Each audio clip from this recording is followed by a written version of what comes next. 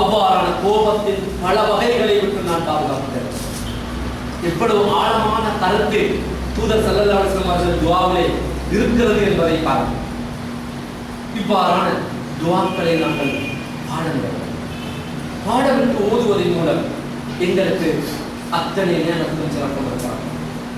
ஒருவர் பாருங்கள், காலையிலே எழுந்ததிலிருந்து மாலையாகும் வரை ஓத வேண்டிய ஏராளமான துவா இருக்கிறது.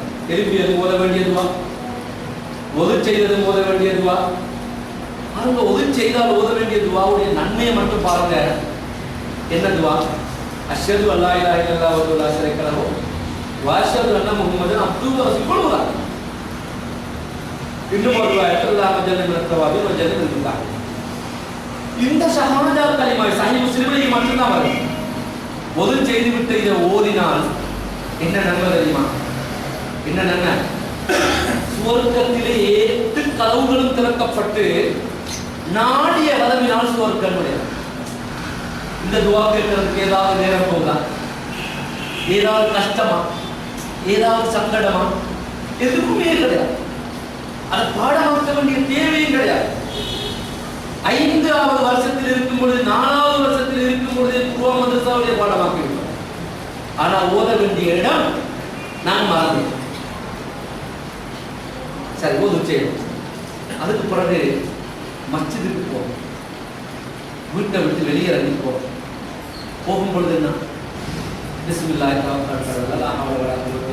இது அல்லாஹ்வுடைய தவக்கல். அப்படி இல்லை, அல்லாஹ் யோசித்தவன் அதில் அவுசல் அவ் அதில் அவுதுலா அவ் அஜுகலா உஜுகல் அலை. இப்படி ஒரு அழகான துவா இருக்கிறார். இதெல்லாம் ஓதிட்டு போகும். இன்னும் ஒரு துவா இருக்கிறது. இதெல்லாம் வீட்டை விட்டு வெளியே இறங்கி போகும். அல்லாஹ் ஜல்ஜி கல்வி நூறாவி சமி நூறாவி நசரி நூறாவி. இப்படி இருக்கும். இதெல்லாம் ஓதிட்டு நீ கொஞ்சம் இந்த மனசில் எடுத்து பாருங்க. மஸ்ஜிது உள்ள வைத்து நுழையும் பொழுது ஓதுற துவா என்ன? அல்லாஹ் மஃப்தஹ் அபவாப.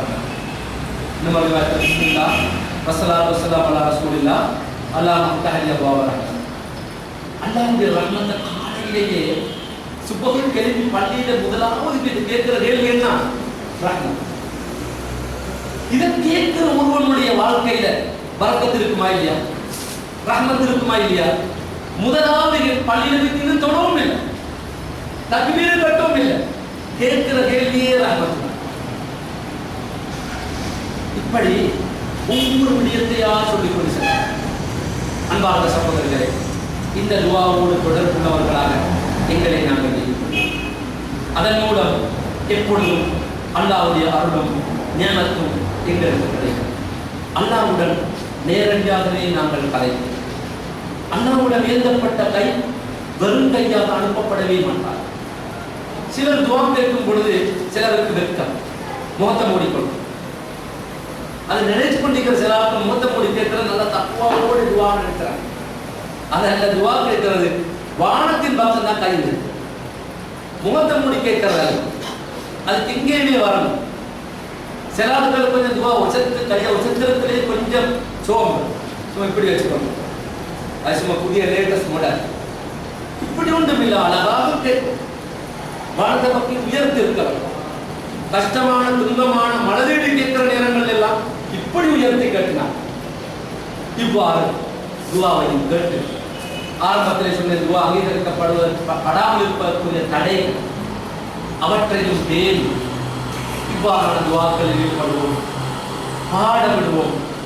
அதற்காக சகோதரர் வசனி அவர்கள் சொன்னார்கள், ஒரு தர்பியா நிகழ்ச்சி மாதிரி மாதம் ஒரு முறை அல்லது வாரம் ஒரு முறை வகுப்பாக நாங்கள் நடத்துவோம் என்றெல்லாம் இன்ஷா அல்லாஹ் அவ்வாறான ஒரு பாசறை ஏற்பாடு செய்யப்படும் பொழுது துவாக்களை நாங்கள் அழகாக விளக்கம் சொல்லி, துவாவின் வரலாறை சொல்லி, அது ஆசை வருவதற்குரிய செய்திகளை சொல்லி, அதனுடைய வாசகத்தை சொல்லி தந்து, உச்சரிக்கும் முறைகளை சொல்லி தந்து, அந்த துவாவை பாடவிட்டு அடுத்த தரிசனை அந்த துவாவை பாடம் கேட்டு இப்பெல்லாம் நாங்கள் பயானம் செல்லிக்கொண்டு போறோம். எத்தனை பேருக்கு பாடம் உண்டா? அப்பதான் சிக்கல் இருக்கு. எனவே பாடம் கேட்டு இவ்வாறான ஒரு ஒழுங்கமைப்பை செய்வதற்குரிய திட்டத்தையும் இந்த மஸ்ஜித் நிர்வாகம் வைத்திருக்கிறார்கள். எனவே அவ்வாறான ஏற்பாடுகள் நடக்கும் பொழுது இன்ஷா அல்லாஹ் இன்னும் ஆழமாக இதை படிப்போம். அடுத்த பயானுக்குரிய சந்தர்ப்பமும் வந்திருக்கிறது.